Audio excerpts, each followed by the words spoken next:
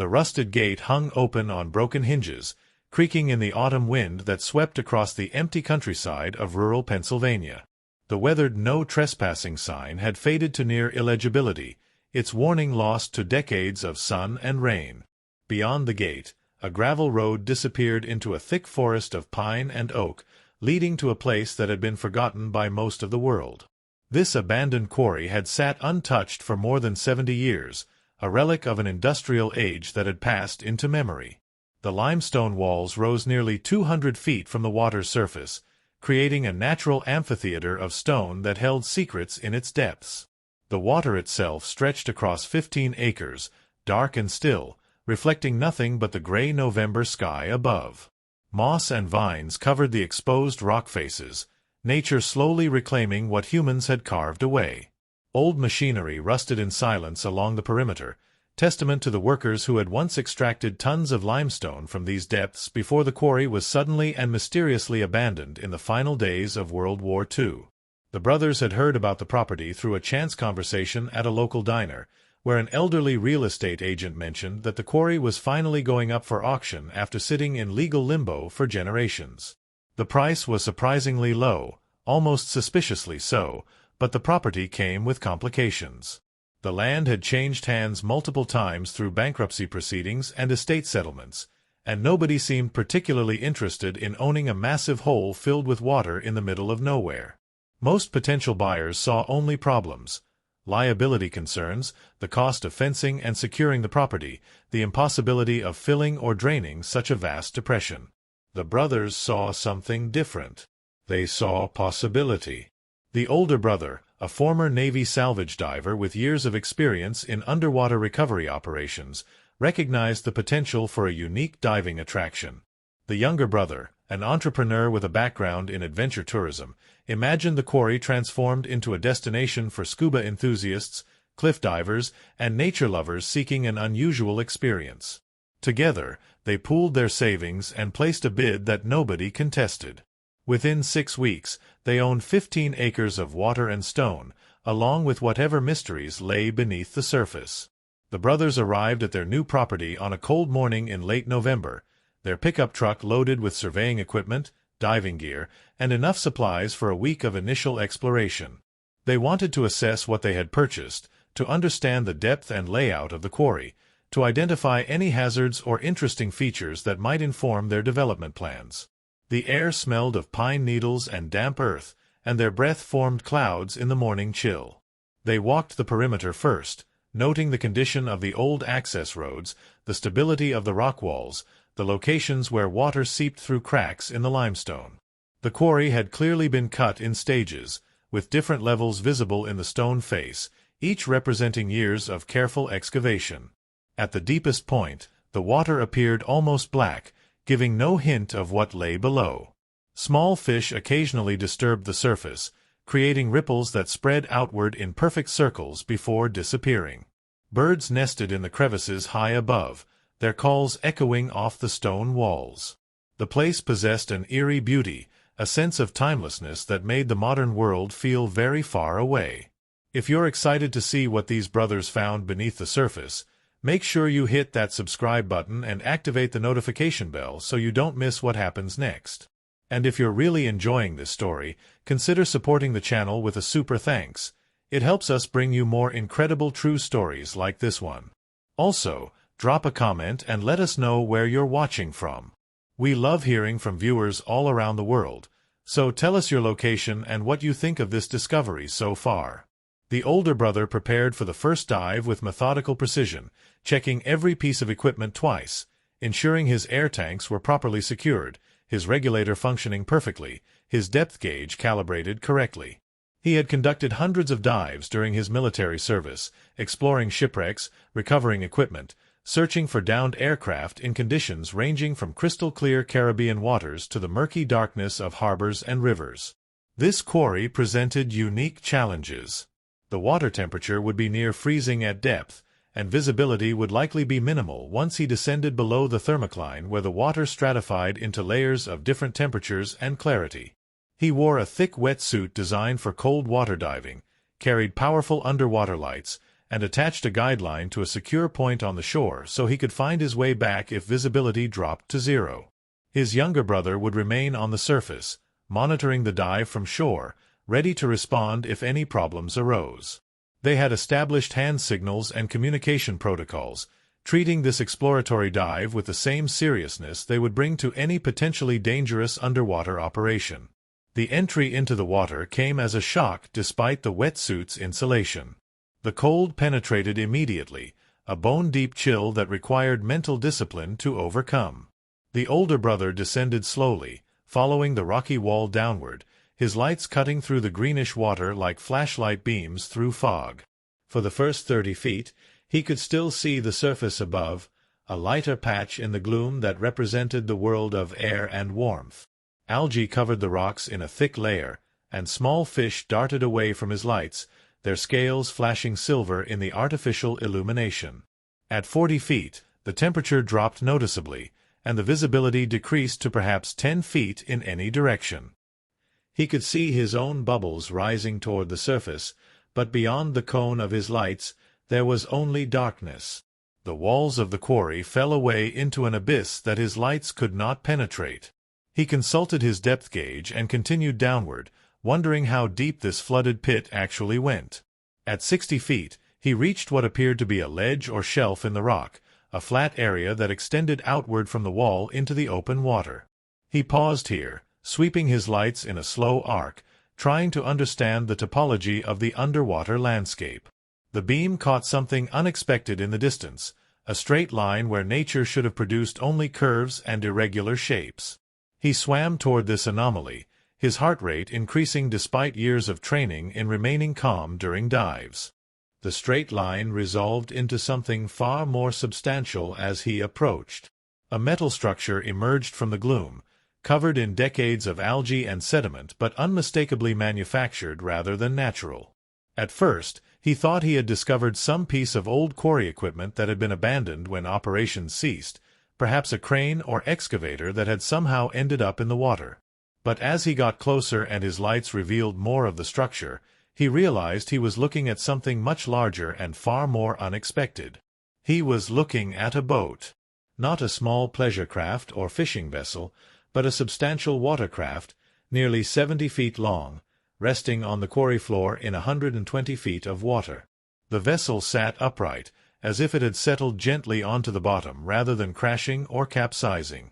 Algae and sediment obscured most identifying features, but the shape was unmistakable. A tugboat, compact and powerful, designed for pushing and pulling larger vessels. The wheelhouse remained largely intact, though the windows had long since disappeared. The deck showed signs of corrosion and decay, but the overall structure appeared surprisingly well preserved, protected by the cold, still water from the forces that would have destroyed it in the ocean. He circled the vessel slowly, his mind racing with questions. How had a tugboat ended up at the bottom of a landlocked quarry in central Pennsylvania? When had it been placed here, and why? What was its history, and what might still be inside?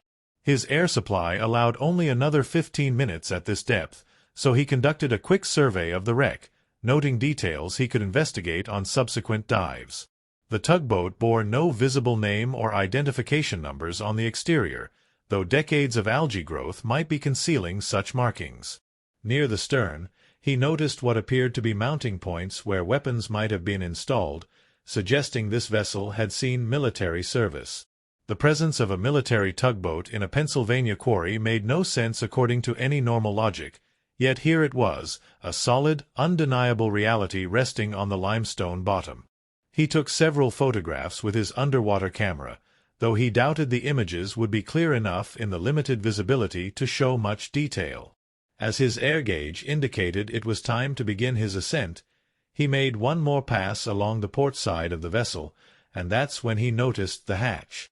A deck hatch, partially open, leading into the interior of the tugboat. The opening was large enough for a diver to enter, an invitation to explore the spaces within, to discover whatever this vessel might still contain. But entering a wreck without proper preparation and backup was a violation of every safety protocol he had learned during his diving career. He marked the location in his memory and began his slow ascent to the surface, maintaining the proper pace to avoid decompression sickness, his mind already planning the next dive and the equipment he would need to safely explore the interior of this mysterious sunken tugboat. The younger brother stood on the shore, watching his sibling surface and swim toward the rocky ledge where he had entered the water. Even before the older brother removed his regulator, the expression visible through his mask communicated that he had found something significant. They had brought a thermos of hot coffee for after the dive, and the older brother wrapped his hands around the cup, letting the warmth penetrate while he described what he had discovered. The younger brother listened in stunned silence, trying to process the information that a World War II-era military tugboat lay at the bottom of their quarry. His first reaction was skepticism. Perhaps his brother had seen some other structure and misidentified it in the poor visibility and the disorienting effects of nitrogen narcosis that could affect judgment at depth. But the older brother had conducted too many deep dives to be fooled by narcosis at a mere 120 feet, and his description was too detailed and specific to be dismissed. They had discovered something genuinely mysterious, something that raised far more questions than it answered.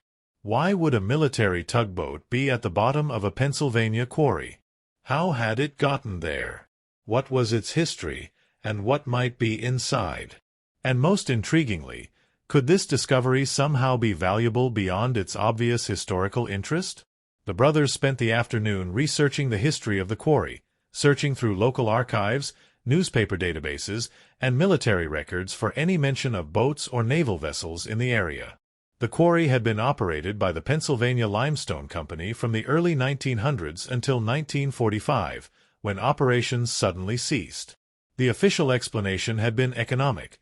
The war's end had reduced demand for limestone, and the company had decided to consolidate operations at other sites rather than continue working this particular quarry. But this explanation had never satisfied local historians, who noted that the quarry had been highly productive and profitable right up until its closure. There were rumors, never substantiated, that the military had used the site for some purpose during the war, that the deep water had made it suitable for testing or storage of materials that required submerged conditions. Several elderly residents remembered seeing military trucks on the road to the quarry in the final months of the war, but official records showed no military installations or activities in the area. It was as if whatever had happened there had been deliberately erased from the historical record, a secret that had been kept so successfully that even the secret itself had been forgotten.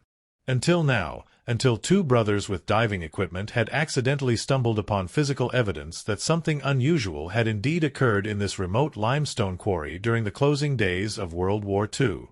The discovery consumed them over the following days. The older brother made 3 more dives, each one better planned and executed than the last, each one revealing new details about the sunken tugboat. He determined that the vessel was approximately 72 feet in length, with a beam of 20 feet, matching the dimensions of tugboats used by the U.S. Navy during World War II. The hull appeared to be in relatively good condition, protected from the corrosion that would have destroyed it in salt water by the quarry's fresh water environment. He found evidence of military modifications, including reinforced mounting points for deck guns and what appeared to be depth charge racks at the stern, suggesting this boat had been adapted for harbor defense or anti-submarine warfare. Most significantly, he confirmed that the deck hatch was indeed accessible, and on his 3rd dive, he ventured carefully inside. The interior was a maze of corridors and compartments, all in darkness, all filled with silt and debris, but all potentially containing clues to the boat's identity and history. In the wheelhouse, he found the remains of navigation equipment and what might have been a radio, though decades of submersion had reduced most materials to unrecognizable masses of rust and decay. In one of the crew spaces, he discovered personal items, a rusted can that had once contained tobacco, the remains of what might have been a photograph in a waterproof frame, a boot that had somehow survived the years better than its organic contents. The younger brother took a different approach to solving the mystery, focusing on research rather than diving.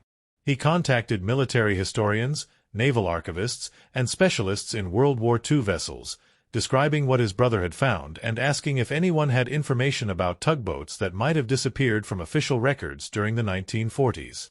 Most responses were polite but unhelpful, suggesting that he had probably found some civilian vessel that had been scuttled or abandoned for mundane reasons. But one email stood out from the rest.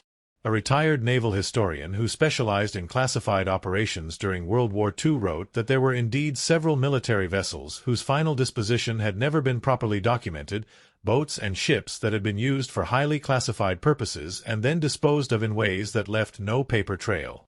During the war, security had been paramount, and certain operations had been compartmentalized to such a degree that even other military personnel had been kept in the dark about their true nature. It was possible, the historian suggested, that the brothers had discovered a vessel that had been deliberately hidden after being used for purposes that remained classified even 80 years later. The historian requested detailed photographs and any information about markings or serial numbers that might help identify the specific vessel, promising to search through classified archives if the brothers could provide enough information to justify the effort. The fourth dive focused on finding identification numbers or markings that could help trace the tugboat's history. The older brother spent nearly an hour at depth, carefully scraping away decades of algae and sediment from areas where such information would typically be displayed. Near the bow, he finally uncovered what he was looking for: a series of numbers painted in white, barely visible but still legible under his powerful lights. He photographed these numbers from multiple angles, ensuring he had clear images despite the challenging conditions. He also discovered something else during this dive, something that elevated the mystery to an entirely new level. In the engine room, partially hidden behind what remained of the diesel engines, he found a heavy metal container, approximately the size of a steamer trunk, secured to the deck with thick steel cables. The container appeared to be watertight, or at least it had been designed to be watertight, constructed of heavy-gauge steel with reinforced corners and a locking mechanism that looked far more sophisticated than anything needed to secure ordinary cargo. He tried to open it during the dive, but quickly realized that would require cutting tools and possibly hours of work. Instead, he documented its location and size, taking measurements and photographs, his imagination running wild with possibilities about what such a container might hold. Maps? Documents? Something valuable enough to be secured in a watertight container aboard a military tugboat that had then been hidden at the bottom of a quarry? The questions multiplied with each discovery, and the brothers found themselves drawn deeper into a historical mystery that seemed to expand the more they learned. The retired naval historian's response to the identification numbers arrived 3 days later, and it changed everything. The numbers corresponded to a vessel designated WW2, a yard tug that had been commissioned by the U.S. Navy in 1942 and assigned to the Philadelphia Naval Shipyard. According to official records, WW2 had served throughout the war, performing routine harbor duties, moving ships to and from dry docks, and assisting with the constant flow of naval traffic through one of the busiest military ports on the East Coast. The vessel had been scheduled for decommissioning in late 1945, along with dozens of other tugs and support vessels that were no longer needed after the war's end.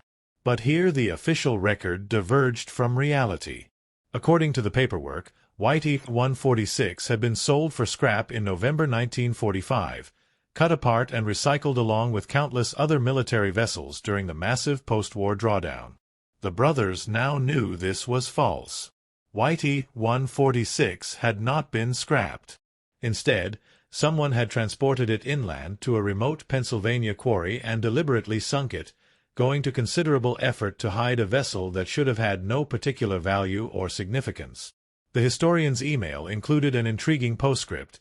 There were gaps in the official log for WW2 during the final months of the war, periods of several weeks where the vessel's activities were not documented in the usual detail, suggesting it had been temporarily detached from normal duties for purposes that remained classified or at least poorly recorded.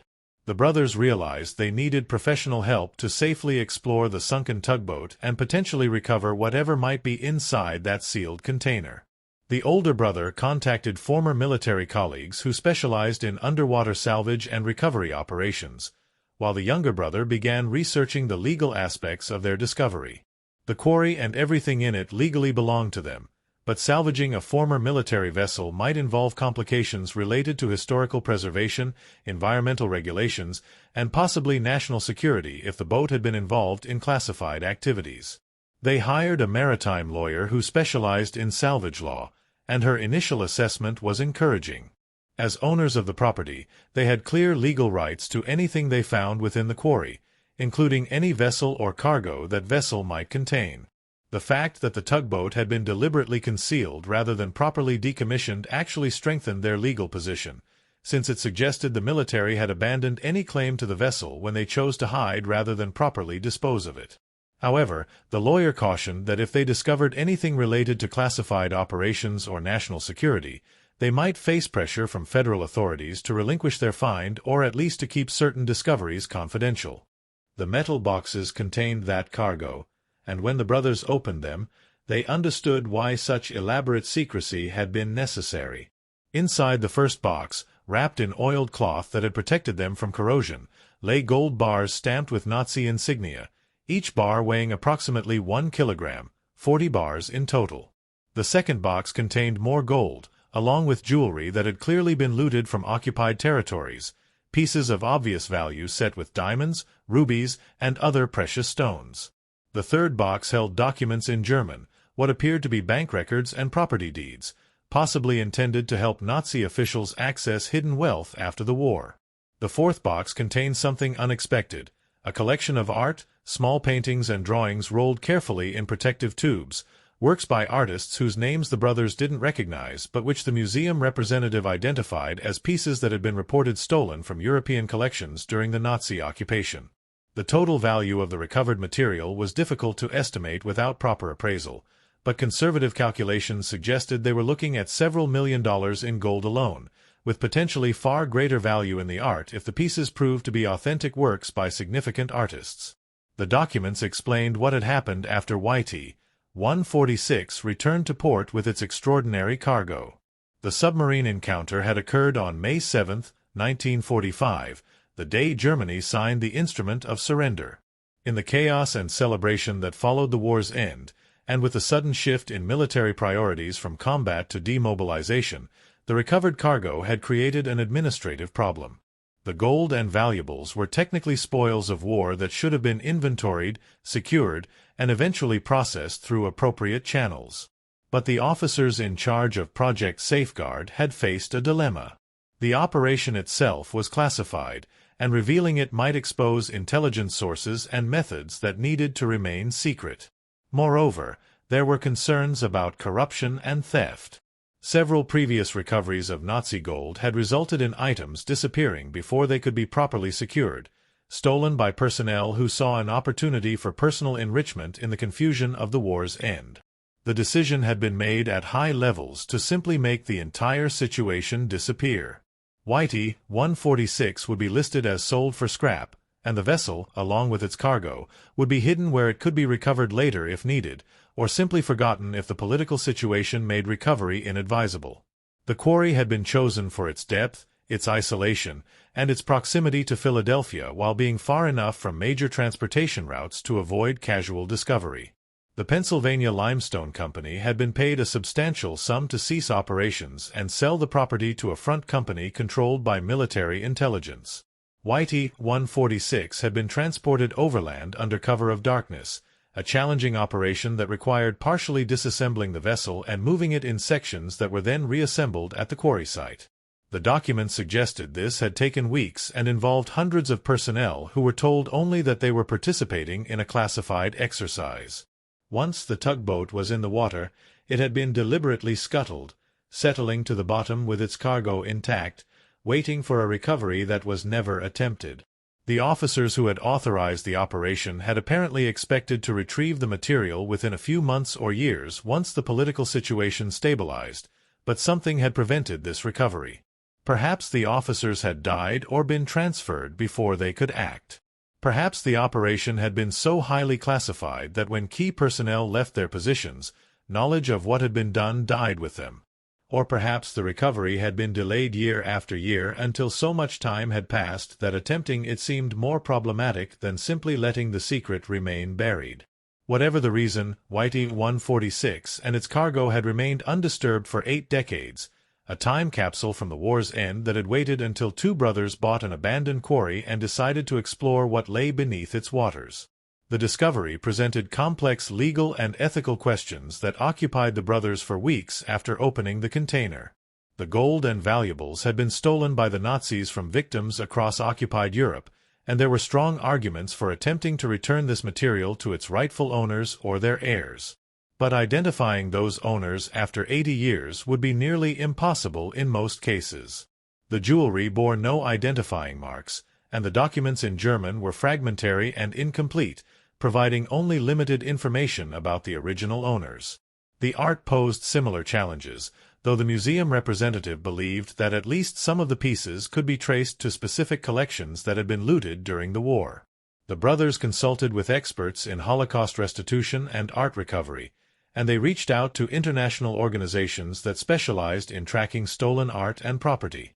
Their maritime lawyer advised that legally, they had clear ownership of everything they had recovered from the quarry, but she also noted that possession of looted art could create significant legal complications if the original owners or their heirs came forward with claims. The brothers decided on a course of action that balanced their legal rights with what they felt were their moral obligations. They would work with restitution organizations to identify any items that could be conclusively traced to specific victims of Nazi looting, and they would return those items or their monetary value to the rightful heirs without seeking any compensation. For items that could not be traced to specific owners, they would donate a significant percentage of the proceeds from any sale to organizations dedicated to Holocaust education and remembrance. They would keep enough to cover their expenses and to compensate them for the risk and effort involved in the discovery and recovery, but they would not simply treat the find as a windfall without acknowledging the tragic history behind it. This decision earned them respect from historians and restitution experts, and it led to partnerships with several organizations that helped authenticate and evaluate the recovered materials. The authentication process took months and involved experts from multiple countries. The gold bars were confirmed as Nazi gold, likely seized from national banks in occupied territories. The jewelry underwent detailed examination, with gemologists and historians working to trace the provenance of individual pieces. Several items were identified as having belonged to prominent Jewish families in France and the Netherlands, and arrangements were made to contact surviving family members. The art presented the most complex authentication challenges, as determining the genuineness of works that had been rolled and stored for 80 years required careful analysis. 3 of the paintings were confirmed as works by artists whose pieces had been reported stolen during the war, and these were valued at several $1 million each. The remaining art consisted of works by lesser-known artists, but even these had significant historical and monetary value as documented examples of Nazi looting. In total, the cargo recovered from YT-146 was valued at approximately $18 million, a figure that seemed almost absurd when the brothers considered they had purchased the quarry for less than the cost of a modest house. News of the discovery inevitably became public despite the brothers' efforts to maintain privacy during the authentication process. The story of the sunken tugboat and its cargo of Nazi gold captured international attention, appearing in newspapers and television reports around the world. The brothers found themselves thrust into an unwanted spotlight, fielding interview requests and dealing with sudden interest from people claiming connections to the recovered items. Some attention was welcome, particularly when it helped connect recovered items with legitimate heirs who could prove their family's ownership. Other attention was unwelcome and sometimes troubling, including approaches from individuals who seemed more interested in the monetary value than the historical significance, and a few barely veiled threats from people suggesting the brothers should simply keep quiet about what they had found and sell everything through black market channels. The brothers maintained their commitment to handling the discovery properly, working with authorities and restitution organizations despite the complexity and occasional frustration of the process. The tugboat itself became an artifact of interest separate from its cargo. Naval historians wanted to examine the vessel, to document the modifications that had been made for Project Safeguard, to preserve an example of the small craft that had performed essential but often forgotten roles during the war. The brothers agreed to allow the boat to be raised from the quarry, a complex operation that took weeks of preparation and required specialized equipment capable of lifting a 72-foot vessel from more than 100 feet of water. The raising operation attracted significant attention, with news crews filming as the tugboat broke the surface for the first time in 8 decades, water streaming from its hull, algae covering every surface but the fundamental structure remarkably intact. WW2 was transported to a naval museum where it underwent conservation treatment to stabilize the metal and prevent further deterioration. The museum created an exhibit around the vessel, telling the story of Project Safeguard and the role small boats had played in securing American waters during the war. The brothers donated the tugboat to the museum rather than attempting to sell it, recognizing that its historical value far exceeded any monetary price they might receive. The settlement of various claims on the recovered cargo took more than 2 years, a complex process involving multiple jurisdictions and legal systems. Several families were able to prove ownership of specific jewelry pieces, and these items were returned with the brothers covering the cost of authentication and legal processes without seeking reimbursement. The art underwent restitution review, and 2 paintings were returned to families that could document their ownership before the war. The remaining art and the gold that could not be traced to specific victims were eventually sold through specialized auction houses that dealt with such historically sensitive material. The proceeds were divided according to the plan the brothers had established, with significant donations going to Holocaust education organizations, museums, and restitution funds. After all expenses, donations, and legal fees were paid, the brothers each received approximately $3 million, an amount that seemed both enormous and somehow insufficient given the historical weight of what they had discovered. The experience transformed both brothers in ways they had not anticipated when they purchased an abandoned quarry on a whim. The older brother used part of his proceeds to establish a foundation that provided scholarships for students studying maritime history and underwater archaeology, fields that had given him a career and ultimately led to the discovery that changed his life. The younger brother invested in his adventure tourism business but also became an advocate for responsible artifact recovery and the ethical treatment of historically significant finds. They maintained ownership of the quarry, but rather than developing it as a commercial diving site as they had originally planned, they chose to preserve it as a historical site, creating an interpretive center that told the story of WW2 and Project Safeguard. The quarry became a destination for history enthusiasts and students, a place where people could stand at the water's edge and contemplate the hidden histories that lie beneath the surface of the ordinary landscape, waiting for chance and circumstance to reveal them. The brothers often reflected on the chain of coincidences that had led to their discovery. If they had not been at that particular diner on that particular day, they would never have heard about the quarry auction. If they had not pooled their specific skill sets, diving expertise, and entrepreneurial ambition, they would not have purchased the property. If the older brother had not decided to conduct that first exploratory dive, or if he had descended along a different section of the quarry wall, he might never have encountered the sunken tugboat. And if the military personnel who had hidden WW2 in 1945 had succeeded in their apparent intention to recover it within a few months or years, the cargo would have been dispersed and the story would never have been known. History, they realized, was full of such contingencies, moments where small decisions and random chances combined to produce outcomes that no one could have predicted. Their discovery had returned stolen property to families who had never expected to see it again, had funded education and remembrance about one of history's darkest chapters, and had revealed a forgotten operation that added a small but interesting footnote to the history of World War II's conclusion. If you've followed this incredible journey from the first dive to the final recovery, make sure you're subscribed to the channel so you never miss stories like this. Hit that notification bell, and if this story amazed you as much as it amazed us, show your support with a super thanks. Your support helps us research and produce more incredible true stories about hidden histories and unexpected discoveries. Before you go, drop a comment telling us where you're watching from and what part of this story surprised you most. We love hearing from our viewers around the world, so let us know your location and your thoughts on this remarkable discovery. The quarry water remained as dark and still as it had been on that first morning when the brothers arrived to survey their new property, but they saw it differently now. They understood that landscapes hold secrets, that beneath the ordinary surface of places we pass without notice, there might be stories waiting to be discovered, histories that connect us to people and events from decades or centuries past. Every time they visited the site, they wondered what other secrets might lie hidden in remote places, What other forgotten operations or concealed histories might be waiting for someone with curiosity and courage to bring them back into the light? The discovery of YT-146 had made them wealthy, but more importantly, it had given them a story worth telling, a connection to history that felt more real and immediate than anything they had learned from books. They had touched artifacts that had been present at the end of history's most destructive war, had held gold that had been stolen by the most evil regime of the modern era, and had helped return some small measure of justice to families who had suffered losses beyond measure.